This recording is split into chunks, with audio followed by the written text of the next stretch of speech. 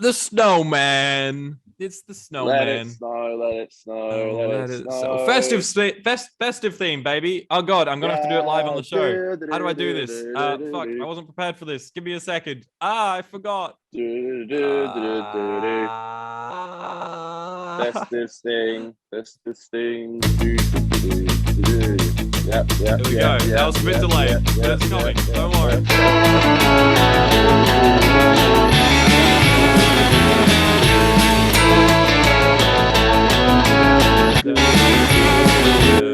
Oh fuck! I accidentally muted it instead of turning it down slowly. Oh well, just fuck Christmas. Let's go. It's Damn. nearly Christmas again, so it felt nicer watching a Christmas special closer to Christmas. Yeah, it's still like I Halloween remember, time right now though. yeah, I remember watching End of Time in like April and it being kind of weird. It's like Yeah, didn't feel right. crazy. So Good to be near Christmas. A few things to say at the top of the show is one, it's a little bit scrambled. We're recording this one like a week and a half early, which means for us right now, the trailer has only just dropped for Series 13. For you listeners, it's been out for a while. Connor and I have just recorded like a 20-minute breakdown, which will be live on the YouTube channel already. It would have been live for like a week or so. And you would have heard that at the top of last week's review for the Angels Take Manhattan. So it's all a bit weird now. We're both a little bit hungover, and it's Connor's birthday. Yay! Woo! It is. Connor, Yeah, it's definitely 23. I am 23 years young. You're right about the whole hangover thing. It's funny because I woke up feeling actually okay, and now I kind of feel a bit like it's catching up to me a little bit. So I'm getting better. Yeah, I'm getting better. I had a bunch of bit cocktails early, last so. night, and I Yes, you messaged me about the old cocktails. I was like, damn, man, yeah, let's go. spirits tend to hit me quite hard these days. Yeah, Which cocktails are obviously very spirit heavy, and can't do it like you used it's to. fine. Yeah, I'm fine today actually. A little groggy yeah, earlier, but it's gonna be a interesting day, and I got a flight tomorrow at like 7 a.m., which means I have to be up about 5. So yeah, madness. sleep's not going to exist for the No, next couple of days, folks. So fuck the sleep. fuck the sleep. Yeah, I feel that. Yeah. Yeah, Connor's flying away, which is lovely for him. Mm-hmm. Getting a nice little holiday, getting a bit of sun up in Exmouth. Exmouth, yeah, it's That's gonna be fun lovely. actually. Yeah. About a 2 hour flight. Mm-hmm. So I don't know how much I'll have to drink today. I'm going down the pub a little later on, but I probably won't have that much just because you have to get up so early. It's like I don't know if I can put myself through that pain. Yeah. I'm excited. Should be Yeah. fun. We'll see how it goes. Banging. Yeah.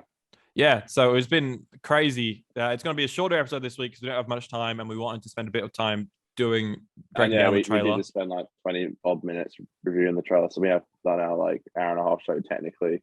Yeah, we're gonna get that hour and a half in, but yeah. But also at the same time, we're not going to do just Twitter things this week because it's been so scrambled and we're recording this so far in advance. We've not.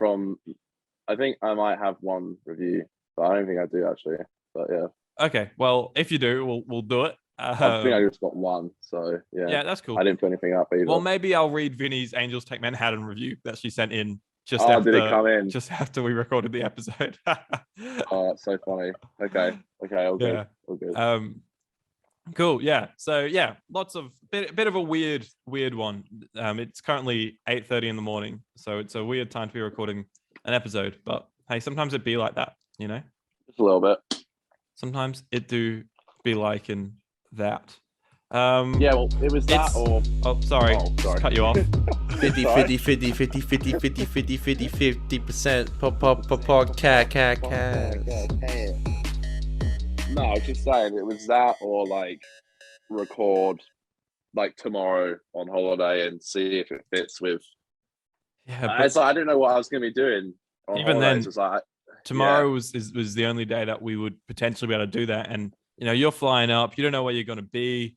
My work was fucking me around as to where I'm going to be. And then I'm filming my movie for the rest of the week. So it was all a bit like... Yeah, we kind of had like no other space. So, yeah, apologies if it's a bit of a fucking... shit show. This episode. Yeah. At least we show up, you know? That's right. We're here. What's the Sunday phrase morning. about Something you like just got to that. show up anyways or whatever? Like You got to do your hours. sure. Yeah, that's it. Oh, the snowman. Damn son. So I've always been a fan of the Snowmen. I You have. I feel like the first time I watched this, I was no, but I wasn't. Yeah, I feel like I was on holiday in Kuala Lumpur, but I wasn't because I Good old I KL. I went to KL over New Year's, and I don't think I was there over Christmas. Maybe I was. I remember there being lots of Christmas decorations, but I don't remember specifically when I went. I'm gonna scroll through my Instagram and see if I can actually find out. But I do have a memory of watching it on in KL, and I have a memory as well of How did you watching watch the it? trailer and the new TARDIS in KL.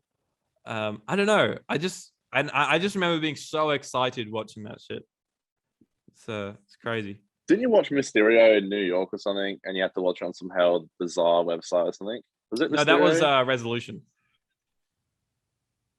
Was it? Yeah, Oh, yeah, yeah. okay. Because I was in New York Oh, for yeah, in yeah, 2018 or whatever that was. yeah. 2018 to 19 New Year's that was. I remember watching this episode. We had like family friends that were from the UK.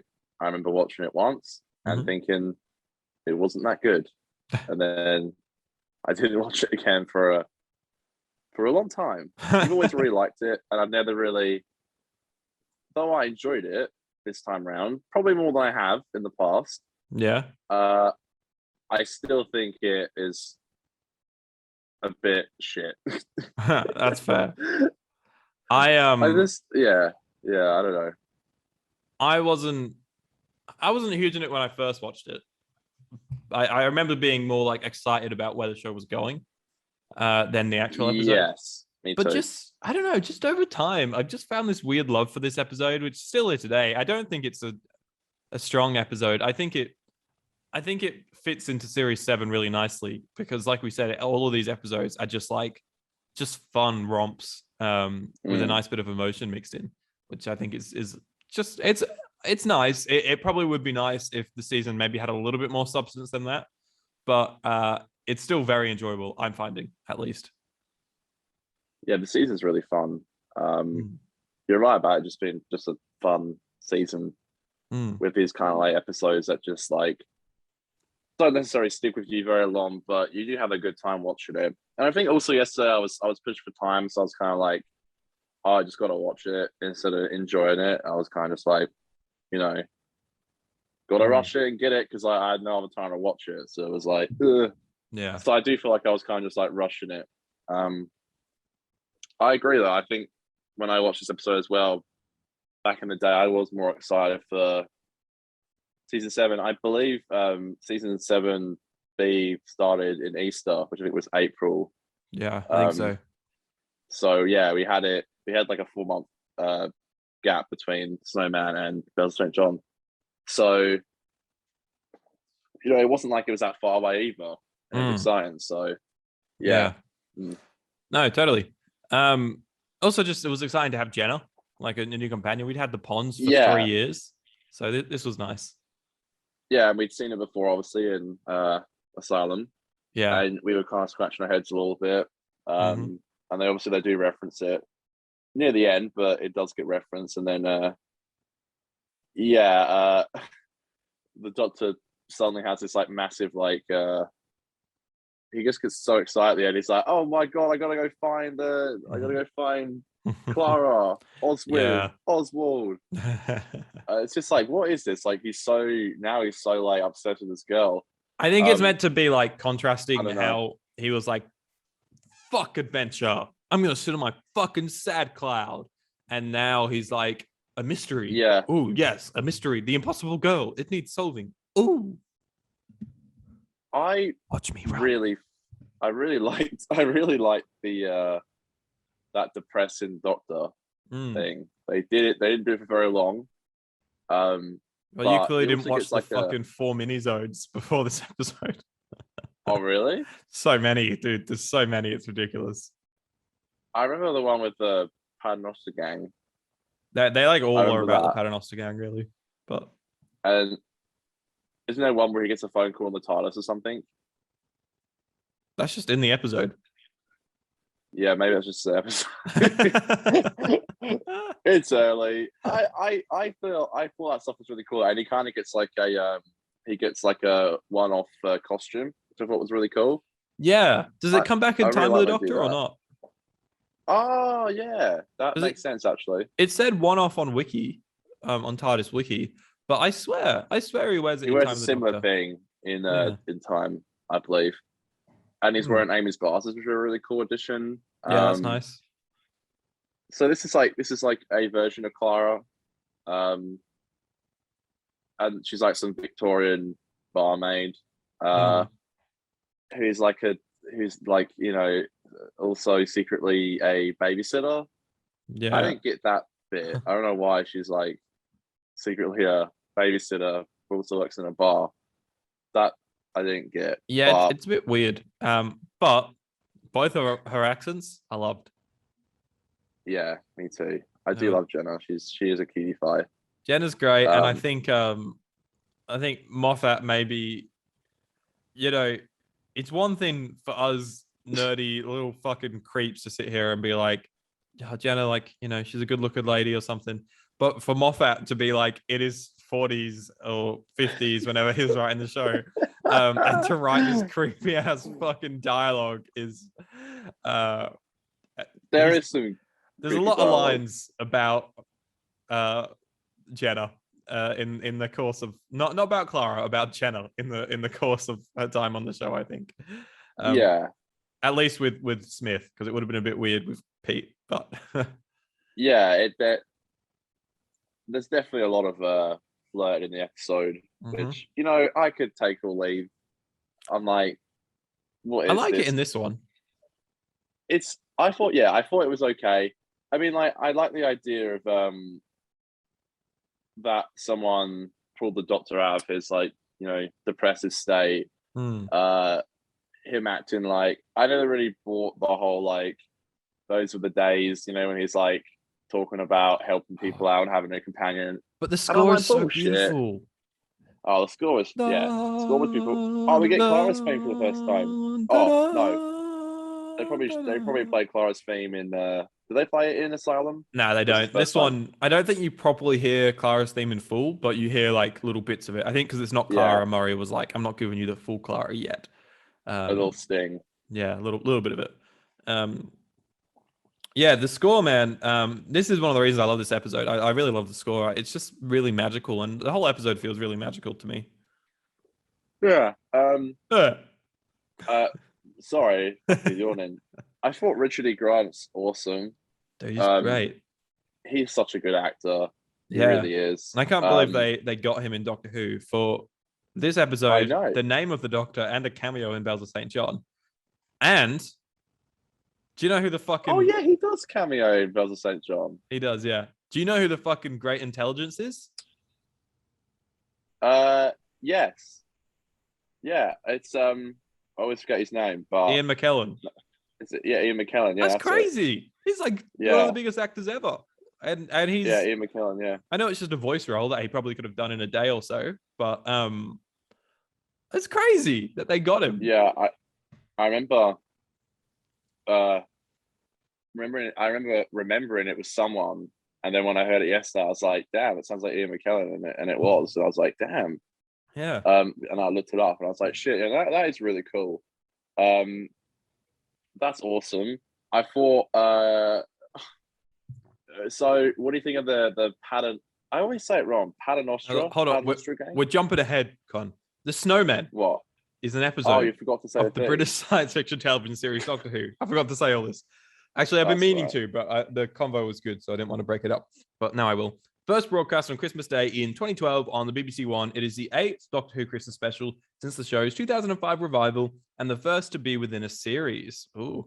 It's written by head writer and executive producer Stephen Moffat and directed by Shaul Metzine, with the special produced in August. Okay, so unlike the, what's it called? The bloody Doctor Who in the Wardrobe, which was, I think, shot in September. And I remember us being like, fuck, they only had like a 4-month turnaround. Oh no, it was September to Yeah. October they shot that, wasn't it? There was something ridiculous like that. Yeah. Yeah, this had slightly more time. Still, I'm pretty. I think the production values, like a lot of the special effects, not all of them, but I think a lot of them worked really well considering it was only shot in August and they were producing so many other episodes at the same time because they would have been having to focus on 7B for a lot of it as well. So yeah, I think that was good turnover. Set in the Victorian era, the story sees the Doctor, Matt Smith, an alien time traveler, retired and in hiding. He is soon forced out of hiding to investigate mysterious sentient snowmen that are building themselves and meets Clara Oswald, Jenna Louise Coleman, a governess also investigating the snowmen. With the help of allies, Vastra, Jenny, and Strax, they discover that the snowmen are being animated by the great intelligence voiced by Ian McKellen with the help of a man named Dr. Simeon, Richard E. Grant. Yeah, lots of characters in this episode, and I think they're all used pretty well, to be honest. Yeah, it's nice to see the Pad Nostra game back. Mm-hmm. We saw them. There's this weird there's this weird kind of excuse to why Strax is alive because well, to be fair, you don't actually see him die in Good Man Goes to War. But it's like because there's this line with Clara where the Doctor's like, he gave his life to save one of my friends once, and then Clara's like, so how's he here? It's like another one of my friends brought him back to life. And I assume they're talking about River. Have you seen the minisode Demons Run 2 days later? No. Yeah, that's one of the many prequels for this episode, which weirdly came out before the Bells of St. John. I don't know what the fuck was going on there, but it was a prequel to the Bells of St. John, apparently. And it was Demons Run 2 days later, and it was a prequel for the Snowmen, but it came out for Bells of St. John. So fucking weird, man. So who brings him back, or do you not say? I think it was just Vasta and Jenny doing their thing. Doing their thing. I think. I don't know. Okay. I don't really remember. They all kind of were a bit of a blur because I watched all. I think I saw 3 of them, but there is a 4th one somewhere. But I watched all 3 of the minisodes back to back, and it's one of those things where it's like so repetitive. You know, a shitty Doctor Who PNG comes up at the start, and then the minisode starts. There's some goofy Murray Gold music going dun dun dun dun dun dun dun dun dun dun dun. Like they're all so silly. I don't know. I love the concept of minisodes, and they're really great to watch at the time. But like going back and watching them back to back, you're just like fucking hell. Nothing happens in these minisodes, but they're a great way to promote the show, I think. Yeah, no, it's nice to have them back. I think Strax can be a fun addition, but can also really press my buttons sometimes. I hated him at the time, but fuck it, I find him so funny now. There's one scene at the pond. It's so silly, where the Doctor and Strax are talking, and the Doctor's like, "Fuck off," and Strax is like, "All right, Mr. Holmes." And then he walks off. I cracked up. It's so silly. It's so silly. Oh god, yeah, that whole Sherlock thing was odd because obviously was Moffat pretty making the biggest fucking inside joke ever because he obviously was right in Sherlock at the time. Yeah. And he's just like, okay, we'll get the Doctor to come in as Sherlock, and it's like the fuck. Yeah, but there's also lots of references to Arthur Conan Doyle, who's the writer of Sherlock, like the books. And because the Sherlock was a character in stories in the Strand magazine. It was like, you know, a weekly. However monthly, I don't know, part of the Strand. And there's a line, I'm not sure if it was in this episode, it might have been in the minisode before, but Richard E. Grant is talking to Vastra, and he's like, you do know that Arthur Conan Doyle is basically basing Sherlock off of your adventures or something. Like Sherlock is based off of the detective Right. work of Vastra, Jenny, and Strax, I guess. Which I think is a fun little line. Again, more of a little inside joke thing. And because it's set in Interesting. Victorian London, it's obviously set in that time period. So I quite like that. Yeah, I thought that was nice. I love the setting. It's so beautiful. The production design's it is. amazing. It is nice. Oh, I'm so sorry. Oh, you're on today. It's almost like it's almost 9 and you've had a big night out. Yeah, we started at 8. Yeah. Yeah. What did you think of the snowman itself? Like, as like, I guess it's not really a villain. Like, Yeah, they're look, that's sort of just there. I love this episode for its moments and its sense of humor and its emotions and the way it looks. I don't love it for that story. Richard E. Grant is the best thing about that story. But I don't love it for which sucks because the story is the main part of an episode and it's the most important thing. But the whole I don't even know if I know what it's about. The snowman fucking just eating shit. Where the fuck do the bodies go that they're eating? They're just fucking snow, man. I don't even know why they even need to eat, but yeah, it's so weird. I was thinking yesterday, I'm like, man, is A Christmas Carol going to be the last time I actually really like a Christmas special? Because I don't mind time, but from here on out, I just don't think I like the Christmas specials like at all. As much as I like having them, and I do miss them now that we don't have them. I think the last time I actually really enjoyed one was A Christmas Carol. Okay. This is a bit of a bloated mess. Well, like you said, but some really cool moments. I thought. Okay. I think some cool character stuff. I always did slightly like Last Christmas. I don't know why. I think because it was quite a darker one. It's not interesting perfect, to but rewatch. I did enjoy it. I've not watched it too many times. Also, Husbands of River Song is one that people rave about. It was never one that I felt too attached to. I've always loved the ending. That last scene I've always thought was one of the most beautiful moments in the show. But I've never sort of connected to the episode, but people rave about it, especially Dylan. I know Dylan really loves it, and it's like a bit of a send off to Moffat's era, I think. And so I'm keen to rewatch that one. I reckon I'm going to like that one quite a bit this time. Twice Upon a Time. Yeah, it's a shame. Like it's all right. And I like how it's about. I like the arc for Pete in it. I think that's really good, but it just it's unnecessary. They do justify its existence, but you can kind of tell that it's just like an attachment to put it off. Like that plot line of Pete not wanting to the Doctor not wanting to regenerate and stuff would probably have fit just as nicely and given the Doctor Falls a bit more substance. If they sort of put that in there instead of having to save it for this episode, but it's cool. We'll see. Yeah. My probably if not my favorite scene, I'd say would be the memory worm with the crossing pad. It's so funny. Sir, I think I've been run over by a cab. Look, it's been snowing. This is such shit jokes that I thought it was fucking hilarious. They fucking suck, but they're so funny. Yeah, it's so silly. And I like the memory worm. I like how it's practical. That was fun.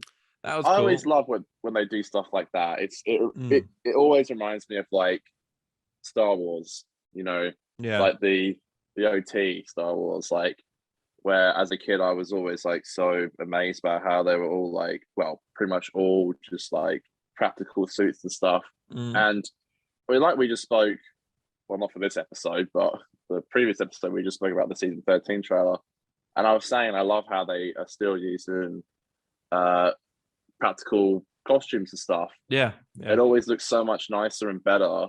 And I love little things like that. And yeah, that scene was fun. It was fun. I thought it was a nice bit of change to a kind of an episode where like the plot is not something I really care about much. The whole great intelligence thing it's weird because like it's being set up for Name of the Doctor, and you just remind me then I forgot that it was in Bells of St. John, but it is. Yeah.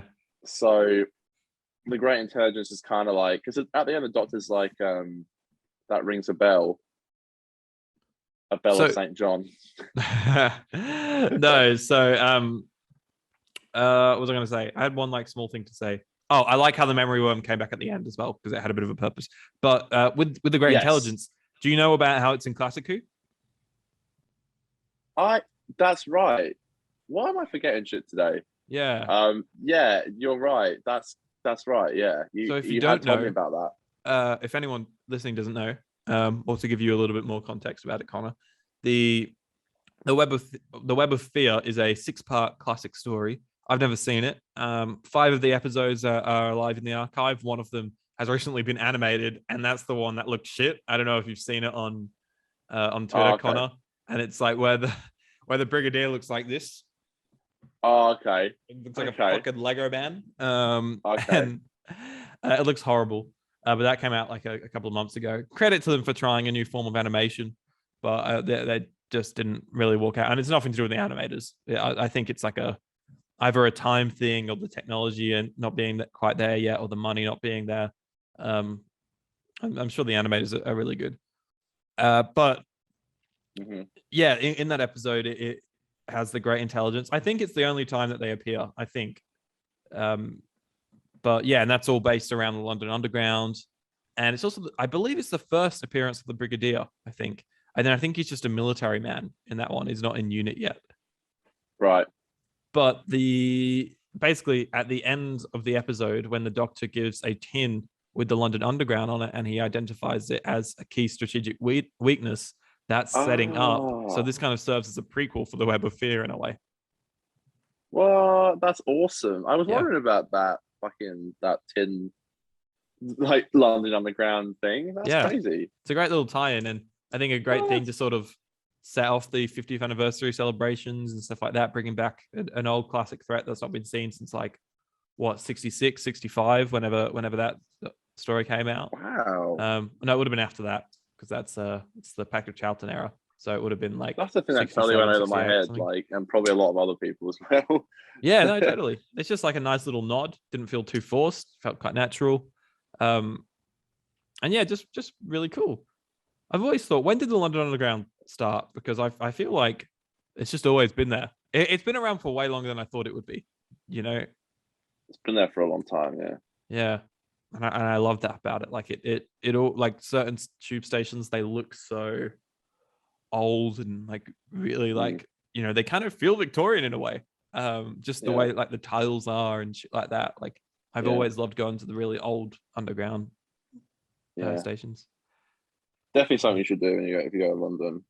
Well, whenever you can. I remember my old geography teacher, the one, Con. I won't say his name, but it's just a good fucking bloke. Yeah. He we were doing like urban geography, and we were talking about transport and how you have to organize transport in a city and shit like that. And he was saying the London Underground is the best public transport system like in the world. Like it's just hands down the best. And when he goes to London, he has to send his family away to go do fun things because he just likes to sit on the London Underground and just ride the London Underground. Wow. Which honestly, fuck yeah. That's fuck pretty yeah awesome. to that. That's pretty awesome. I love that. I feel like maybe to some people it feels like you get used to it if you've lived in London your whole life or you visit England frequently. But for me, probably only having 2 to 3 weeks of my life spent in London, that system amazes me. And the fact that you guys get fucking trains every 2 or 3 minutes. Connor, I don't know if you've ever been to fucking Perth train station and had to wait 30 minutes for a fucking train before. I have. It's tragic. It's especially tragic. on like a night out where like you're in the city and you just want your bed. Dude, it's the worst. And you got a 30-minute ride home anyway. That's the worst. But practically, if I remember back when I was catching the train to uni, it's like a 35-minute train ride, and sometimes I'd get to the train station and I go to cop a train. Maybe I just miss one, but I'll be like, oh, it's like 10:30 a.m. Like they'll still be pretty frequently, and then I'll look at the countdown timer and it'll be like 20 minutes until the next train, and I'm like, what the fuck? Like, it's like there's still people wanting to go to work at 10 a.m. I know it's not peak hour anymore, but I hate the fucking Perth train station with an absolute passion. I hate it as a kid, and I hate it now. So, but that's a really cool tie-in, actually. It is.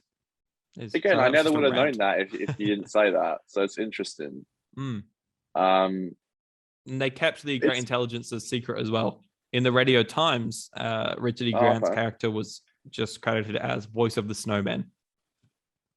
Oh, okay. Okay. It's what did you think of the whole lake thing with the what was it, the governor's wife or something? That's the way to do it.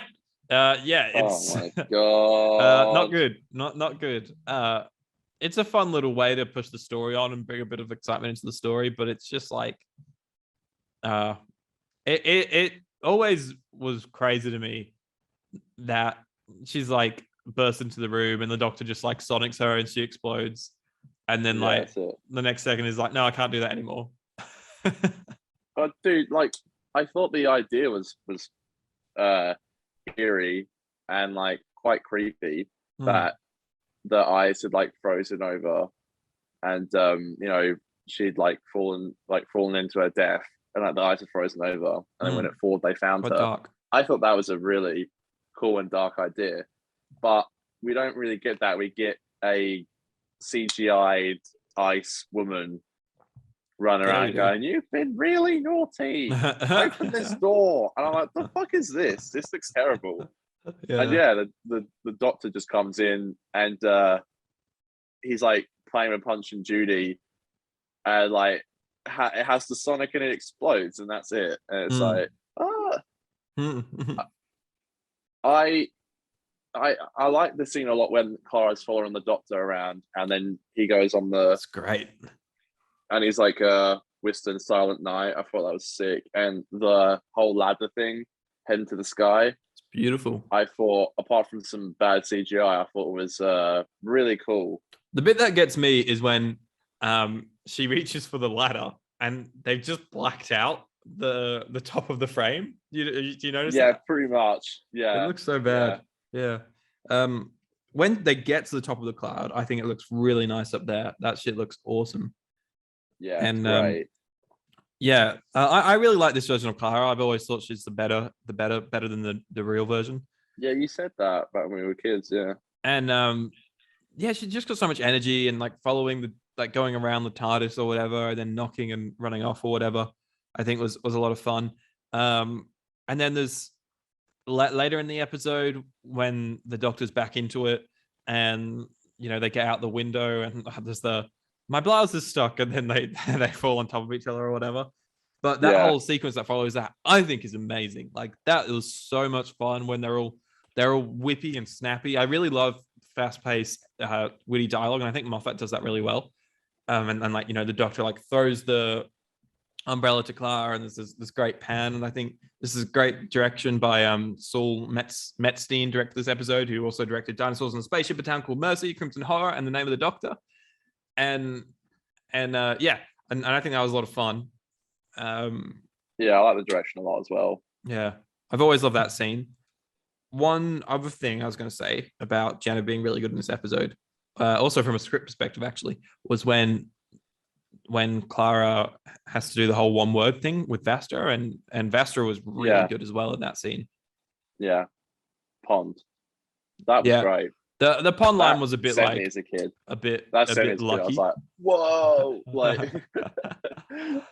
But it's like, I just realized. Sorry, I'm repping Hufflepuff merch today. Don't support JK. Up the path. Fuck Up JK. It's just early in the morning and it's a comfy jumper I own. So, yeah.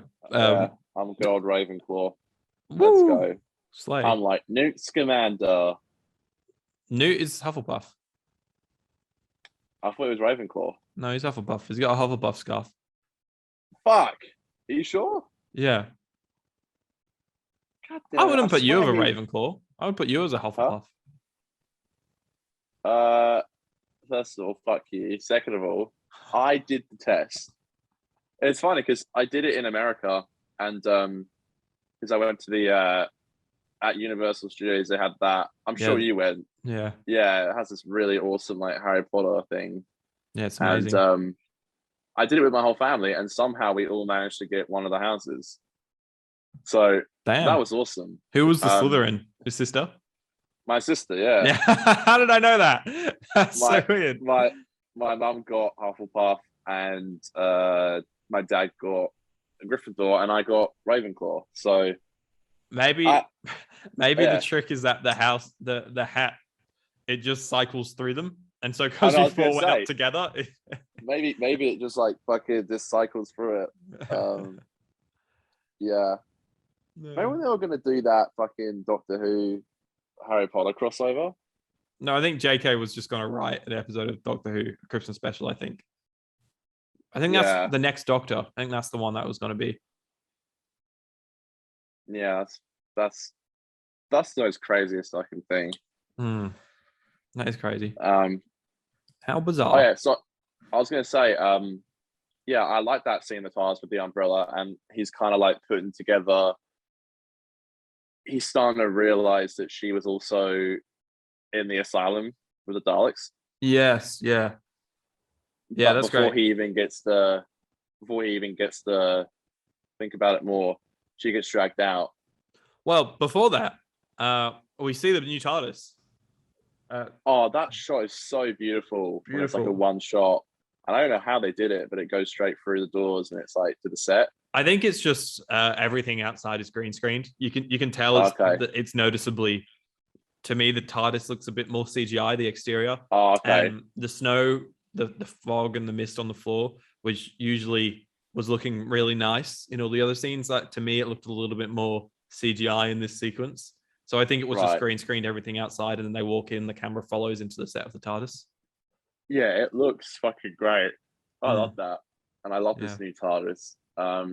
Again, I said this last week. I do prefer when Peter has that TARDIS, because it's that beautiful kind of like yellowy light kind of. Yeah, and it's got the chalkboards everywhere. And because this just feels like it looks nice, but it just feels like a big metal ship. Whereas with Pete's, it gets a lot of character, and they do a lot more nice stuff with the bookshelves, and just there's a lot more in there, I think. Yeah. I thought that was really cool. I really fucked with it. Did it take you by surprise that because we all thought, well, I don't know, like, because we already had seen a version of Clara. Were you surprised when she died and then it was going to be a third and final version that we get as a companion? Totally. Like, it makes sense, they thematically things always usually come in threes. But it did surprise me. Like, I remember being like sent, and I remember like getting emotional. Like, I really like this character, and I remember being like, "Fuck, she's died." Tragic way to die. And I think it was a, for a story thing. With Smiths, it's all about getting the Doctor to start solving mysteries again and go on adventures again. And I think it's a really great final challenge before he conquers everything, because for him and his character, he's finally been like, all right, let's fucking do mysteries again. He's feeling excited. He's got his new companion. He's just given her a TARDIS key, which, by the way, was probably a little bit premature. Also, it's smaller on the outside. I love that line. I've always thought that was a great little way to subvert expectations. But yeah, for his arc, he's finally gone on. He's finally, back on the horse, and all he needs to do now is solve this adventure. And then his new companion dies, and so for him, he has to overcome that hurdle before then going on more adventures. So I think that's a really great sort of just a final challenge to make sure he can overcome it. That was really great, and also works really well for the overall plot of the series. So yeah, it has a good emotional beat. Like, it is kind of like bonkers. They're just like running around the house. There's this ice woman before, then like the Grey Intelligence rocks up and stuff. And but I still thought it was a nice conclusion. And the way that he kind of connects it is that, she says like, "Run, you colored boy," and stuff. Yeah. And he puts like, oh god, I'm sorry. He puts like 1 and 2 together about women in the asylum. And like obviously he never actually saw what she looked like in the asylum, so it makes sense which that was he cool. would. Yeah, it makes sense why he wouldn't recognize her instantly. Jenna, by the way, only should till have then. been just splattered on the floor. Oh, I know. The fact she's still alive is like kind of weird, It's but crazy. It's crazy, man. she's still like talking and stuff, and I'm like, the fuck? She literally just fell out of the sky. And then yeah, the doctor kind of like is like, oh, the great intelligence is like still out there. Again, I forgot that he was in Bells, but I was like, okay, this clearly sets up the name of the doctor and stuff. An episode I really love, Name of the Doctor. I think it's awesome. So I'm really looking forward to rewatching that. And the Great Intelligence is like I remember being really cool in it. I kind of like how he runs off to go and find Clara. Yeah. It's interesting, like we then get to see a shot of the same tombstone, and then we get to see future Clara. But she just like walks next to it and stands next to it, but doesn't look at it. It's That's like, what I was gonna say. It literally that's your has name her, on there. Yeah, it has a name. I know it's like she's got a different middle name or something, but it's fucking her name, you know. It's her first and last name. Because this one, the Victorian one, is Clara Oswald Oswald, isn't it? And then Clara. the one Oswald from Oswald. Starship Alaska is Oswald Oswald, and then this one's just Clara Oswald is the future one. Yeah. That's fucking crazy. It's obviously all setting up this weird, odd storyline where Clara is always there when the doctor's about to die. Always there to lend a hand. Kind of a weird storyline and doesn't really make much sense, but it certainly sets it up. I feel like I don't think that was received too well at the time, but I feel like now, if it was Chibnall that wrote that Clara had inserted herself into all of the Doctor's timeline, dude, the fucking assholes on the internet would have been like, they've broken canon. Clara is now everywhere in Doctor Who. Wow. Now Clara could show up and save the day in every episode and shit. Like, it's just bizarre. I know, it's odd because like, people don't realize or seem to remember that, Stephen Moffat definitely had his like fair share of like, changing the fucking Doctor Who lore, Especially at this moment in the show as well. Like, there's a lot of bizarre stuff going on at the moment in the program. Literally, like, he literally has a character. He's literally written that character is there at every moment of the Doctor's life when he's about to die. Like, it's odd. It is very odd. Nice ending. I thought there was a season 7 B trailer at the end of it, but there wasn't. Well, not for me at least. There was for me on the Blu-ray. Well, I didn't get one. Unlucky. Crumbs. Unlucky. I believe it's the last time they do that until Dr. Mysterio into Series 10. I think I read that online. Oh, okay. Yeah. Makes sense. I remember that. Yeah, I think it wraps up nicely. Like, the whole episode. Yeah, well, obviously, like, it's like the season was starting in April, which is what they did with season 10 as well after they had Mysterio. So that makes sense that they do that again. Yeah, exactly. Because Peter's series 8 and 9, I think they later in the year. I think they were like August, September. Yeah, they were time. later. Yeah. Crazy. I guess that's it, really. Yeah, I think it wraps up quite nicely. I think it's a well-paced episode. I think it maybe drags a little bit in the middle, but I think it starts and ends really nice. We ain't got much more of that. No, it's crazy. Hey, we're definitely getting less and less. Like, it's gonna be weird going to Pete. I look forward to it though. It'll be nice. We're in like an exciting time for the show. Yeah, we got like just over 10 episodes, kind of 11 or 12, I think, episodes we got left with Matt. So I think it's 10. I think because it's 8 in 7 part 2, and then it's Day and Time. Is it 8? Yeah, 10 left. Yeah. Wow. That's 10 big blockbuster episodes, as Moffat would put it. As Moffat would say, yeah. Shall we do Go for the Week? Shall we do it? Let's do it. Yeah, boys, time for Go for the Week. I love that. Got That sound. notification. That notification came through right at that time. I love that. That's so funny. Okay. So, do you have any goof of the week? Kinda. Go on. A thing I did notice was, and I don't know if it's the joke, but when after the whole like memory worm thing with Strax, the doctor puts Clara back into the horse and carriage and says to Strax to take her back where we found her. But he clearly states that the memory worm wipes out the last hour of your memory. So how the fuck does he know where to take her?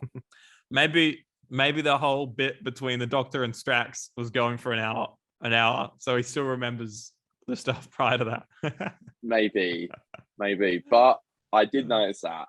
I Yeah. think that's just like some dumb continuity error, which I'm sure no one gives a fuck about. But yeah. I didn't really have any goose. There was lots of little continuity things, like Clara's hand was on her tummy when it was meant to be at her side for some shots and stuff like that.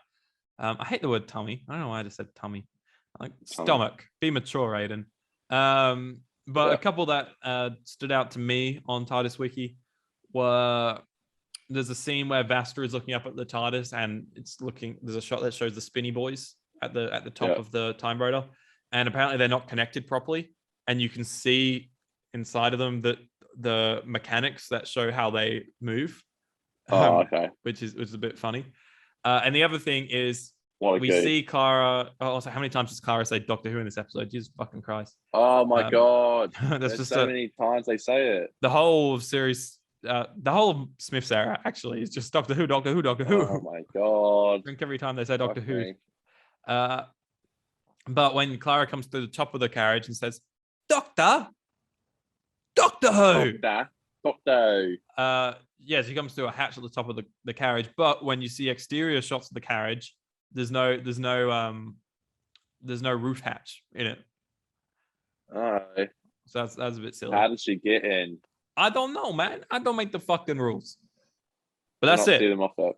That's it for Goose. There was a lot of continuity things, but I just I don't want to fucking run down that rabbit hole. Instead, let's go down the rabbit hole that is our second and final. Oh no, we'll give. I might have one there. Yeah, I'll have to check. Yeah. Okay, it's time for behind the scenes.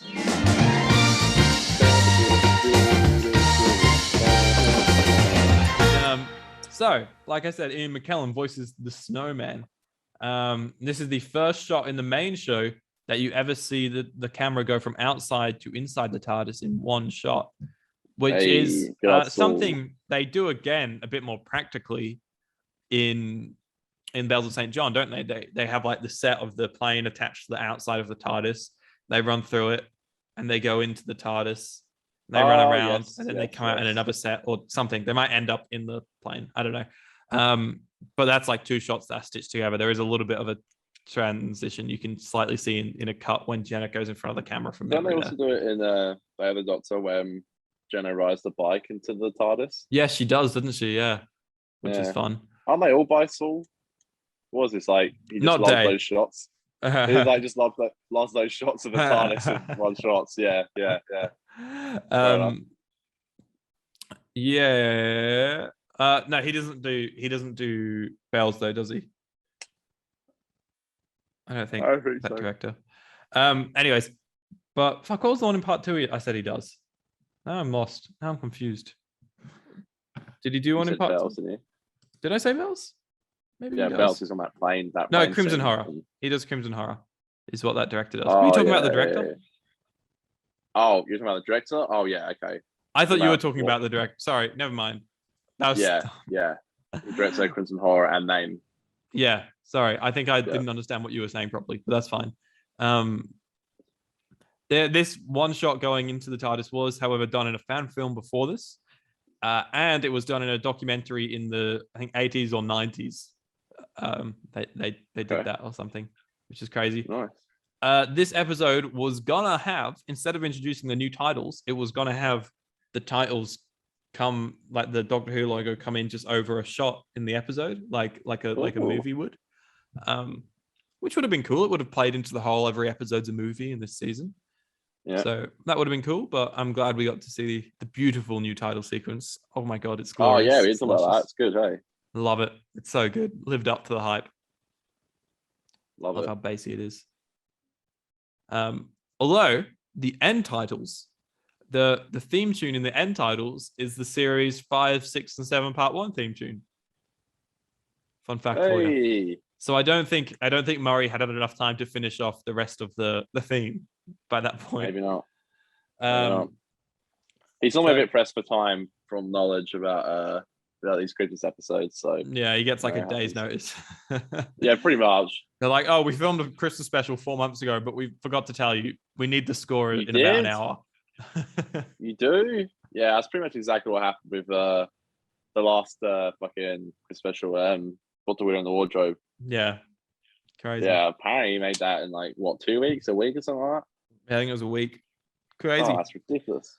Here's a fun bit of trivia, because we're talking about Yep. Sherlock a bit this episode, and he obviously dons the Yep. Sherlock costume. There's lots of references.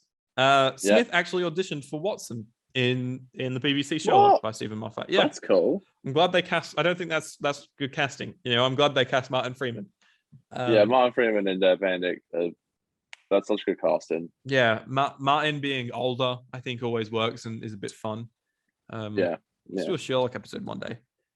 Yeah. Smith's costume was meant to symbolize his like character arc, and he's more grown up now. He's got a more grown up suit, which goes into 7 part 2, which I think is great. And a while ago, I said I think series 7 is about growing up because Amy and Rory kind of grow up past the Doctor, and in doing so, forces the Doctor to grow up past his childish ways of his little fucking childish green suit and tie. You know, yay!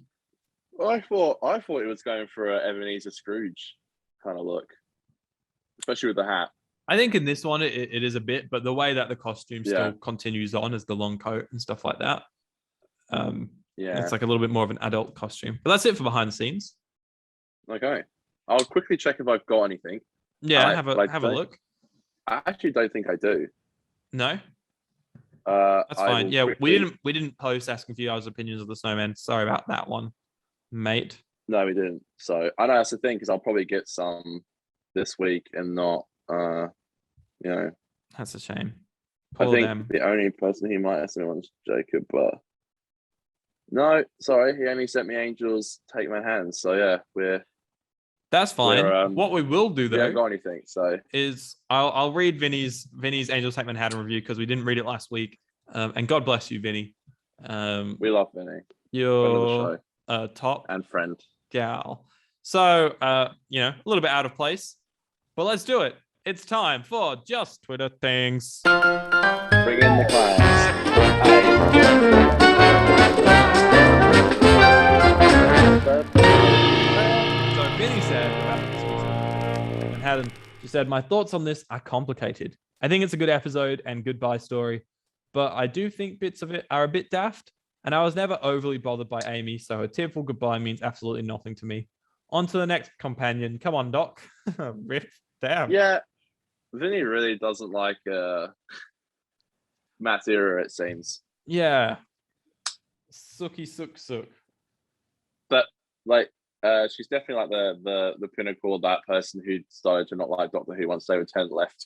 Mm-hmm. It's those people like I didn't watch after Tennant. Like, It was never the same after Tennant left. it was never the same. Speaking of Matt, he did get asked this week at a red carpet if he'd come back and do Doctor Who, and he didn't say no. It sounded a bit more optimistic than it had in the past. I don't think so. It was Really? Yeah, they asked him, I and doubt that. Yeah, You never know. But he said, "You never know." That's optimistic. But he also laughed at the question and said, "Ha, doubt that." Yeah, but here's the thing: when people, I saw this in a tweet, and it actually does make sense.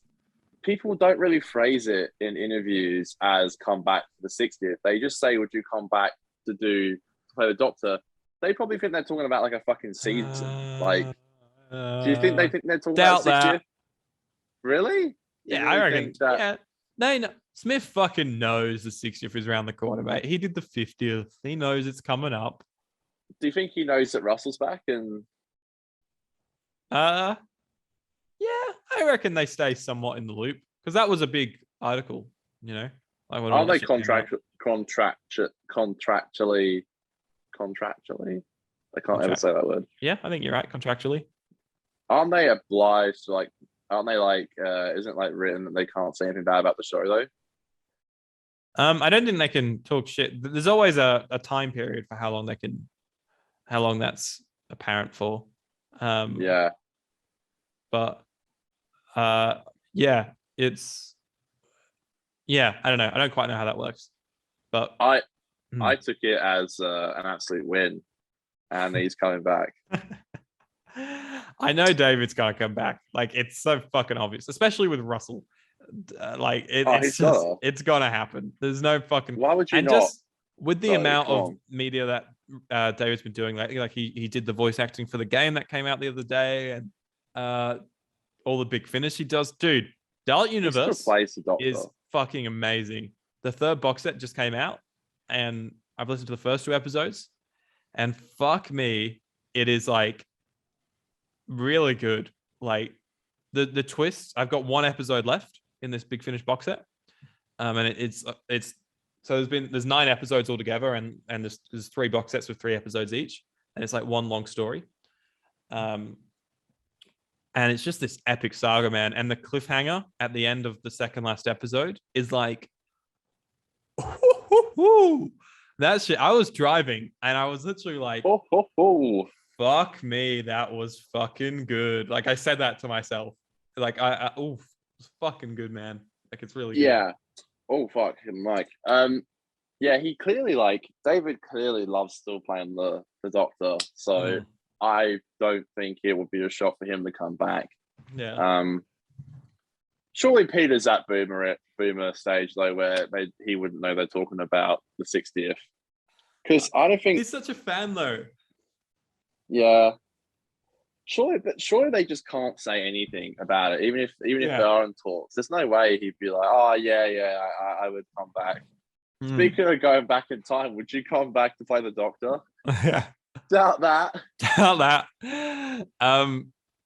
One other slight thing, I know we've got to go pretty soon, Connor, but one thing I was gonna say is they've officially done all the shooting for the centenary special. So Jodie's filmed her final scene. She said she's filmed her regeneration, that the 14th Doctor wasn't there for it. Mm-hmm. But assuming that the Doctor regenerates on the TARDIS set, once again, that's probably going to be brought down as soon as they can. So assuming that the 14th Doctor's regeneration would need to have been shot on that set. And I say they'd tear it down because I think it's a really fucking big set. And there's also talks that they're leaving Rope Lock Studios in Cardiff, and it's going to be shot where Bad Wolf produced their stuff, which would be interesting because they've shot at Rope Lock for like 16 years. But I think that's just a rumor at this stage. But that there is, because it would be by the same director. So Jamie Magnus Stone, I think, is the director of the Centenary Special. So in theory, the 14th Doctor's regeneration scene probably has been shot, probably with very little people there. Obviously with not Jodie there and stuff like that, because I don't think Jodie was there for Pete's regeneration. But so that means the 14th Doctor. She said she wasn't there. Yeah, she wasn't there for Pete's. Yeah. And so there's probably a very high chance that the 14th Doctor has been cast, has filmed their first scene. Yeah. And as it has gone with the handovers from Moffat, from Russell to Moffat and Moffat to Chibnall, there has been a short piece of script written by Russell T Davies. Yeah, because I know someone asked Moffat, like, why'd you buy the TARDIS? And he was like, oh, Chibnall told me to do it. Yeah. And Moffat wrote wrote Matt's first scene as well in End of Time.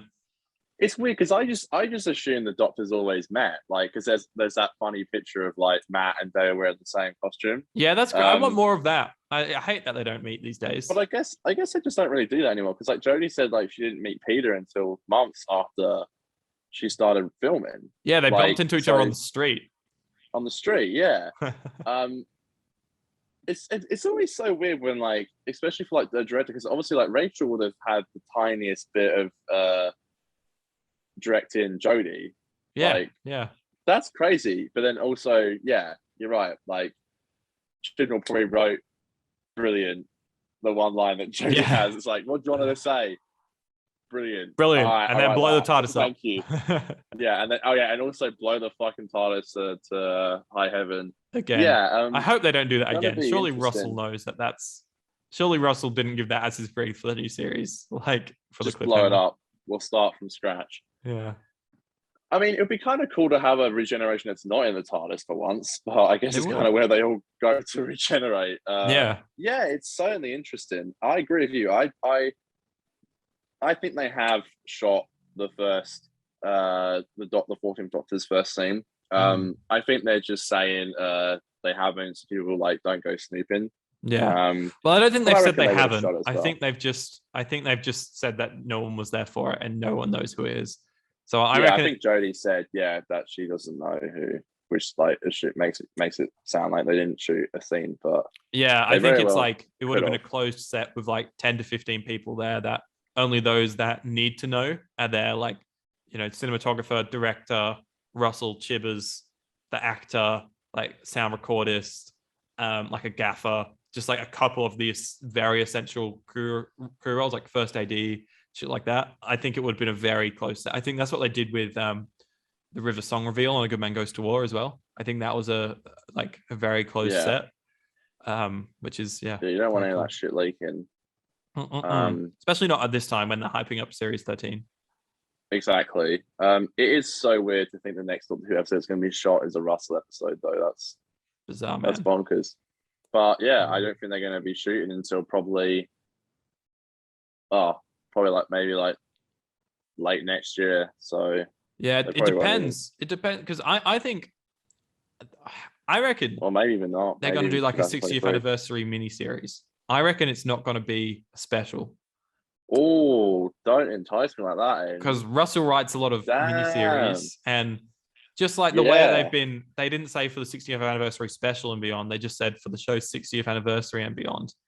And we know Russell said that his era is really far away, and he said, I think he did say, I'm not taking over the show until November 2023. So I think that does mean that whatever it is, we're not getting a series before that in 2023. We are just going to get the 60th celebration, and that could be a mini series that airs in November. Who knows? Could be a good way to start things rather than having the 60th be just one episode of a Doctor where you somehow have to sell this new Doctor, but then also be throwing in all sorts of Easter eggs from the past and maybe past Doctors and stuff I like think that. they might be doing a bit of a Spider-Verse thing where like the old Doctors could be like a mentor to like the new Doctor. That could be cool. Maybe. I don't know. Yeah. I don't know. And that's exciting. I haven't been as excited about Doctor Who in years, so it's really good to be back. Good time. Finally. Series 13 looks Yeah. great, and then we know it's in safe hands beyond that. So Also, it's nice to think it's not that far away either. It's like, isn't it like 2 weeks today or something?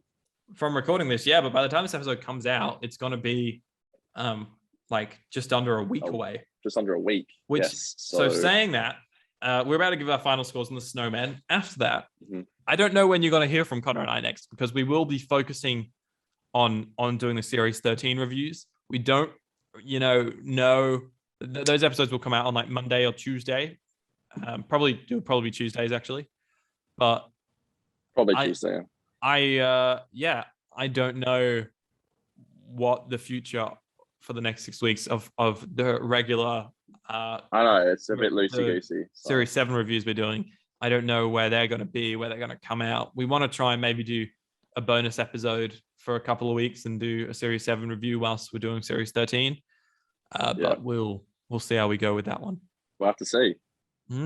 Crazy. It's weird. It's going to be weird not doing an episode of series of rewatching the show. Yeah, but also I am very excited. I think it's just gonna. I've got a good feeling about this season, and I'm excited as for it. And I really want Chibnall to come out on top. Yeah, Chibnall's redemption. Yeah, come on, let's do it. Let's do it. It's what he's best at, serial stuff. Yeah, Connor, Yeah, what you're would not you rate the Snowman, good sir? wrong. A 6 man. A 6 man. A Was that trying to be yeah, the Snowman? Is that what you're trying to do yeah, there? Yeah, yeah. nice one, good one. Good Worked really gag. well. Comedy.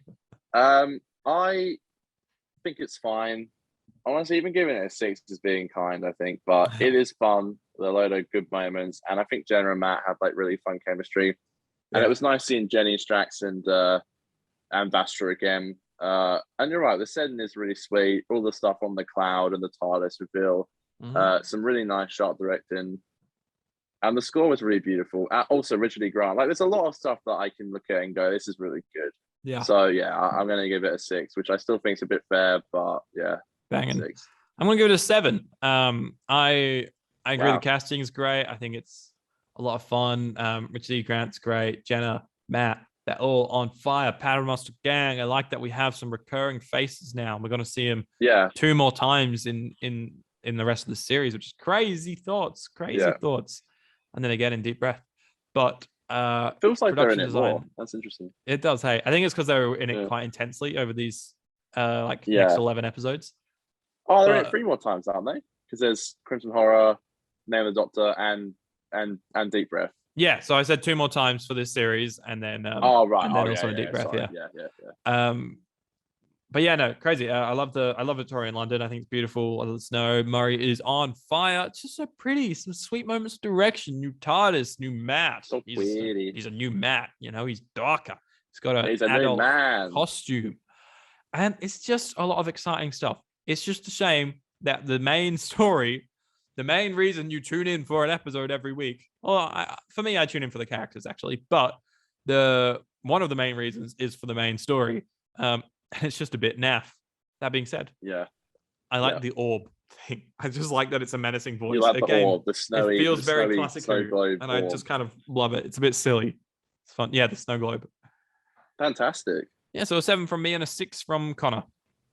Hell yeah. There you go. Well, I was about to say, what are we going to review next week, Connor? But we don't even know the episode title for Series 13, Episode 1. So, yeah. Yeah, so...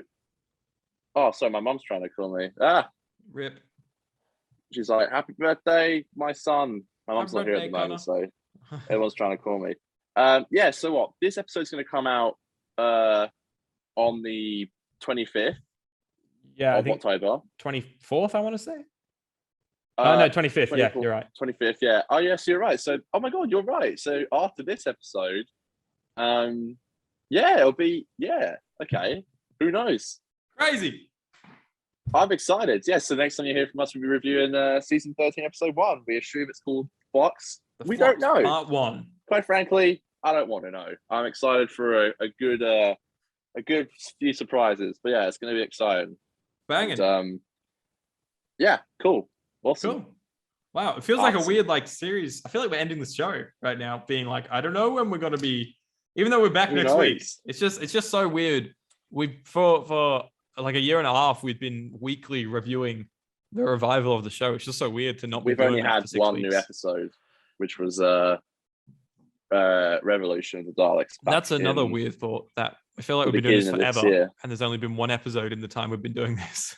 I know, that's ridiculous. But yeah, and by the way, I know this is a shorter episode, but we did film for 20 minutes for the Angels Take Manhattan review, so you could get our thoughts of the trailer earlier. Yes. So if you want to have a look at that, you can listen to the Angels Take Manhattan review on Spotify, or you can watch it as its own little 20-minute video on the 50% Doctor Who YouTube channel, where we post these episodes as well to see us visually. If you want to see me eat an icy pole in last week's episode, you can do that. 50%. Don't forget to subscribe to the official 50% Doctor Who YouTube channel. Follow us on Twitter and Instagram at 50Doctor. We do some fun talks on there, and we like to hear your opinions. Except for this week, we didn't want to, frankly. And follow me and Connor on Twitter at Hannah Connor for the man himself, and for myself, it's at Greenie_Pro. Enjoy your holiday, Connor, and your birthday. Thank you, mate. Thank you very much. Thank you very much. And thanks for doing it on your birthday. It was the only time we could do it. Hey, you know what? Anything for the show. I like that. That's the spirit. I care about it a lot, and that's why I'm doing it on my birthday. So Woo. thank you, everybody. Thanks for watching. Can't wait to share the excitement of season 13 with you all. Fuck yeah. Yeah, I'm actually really excited. So let's go, baby. Let's go. Let's go. Let's sing this song with gusto. Let's sing the outro All with right. gusto. Okay. And one and two, and a skiddly-diddly-doo. It's Aiden's and Connor's podcast. They're doing Doctor Who reviews. Series not yet. That's next week, but series 13 reviews. Next week, baby. See ya. Let's get it. See you then. We did it. Get the It's dogs. my birthday.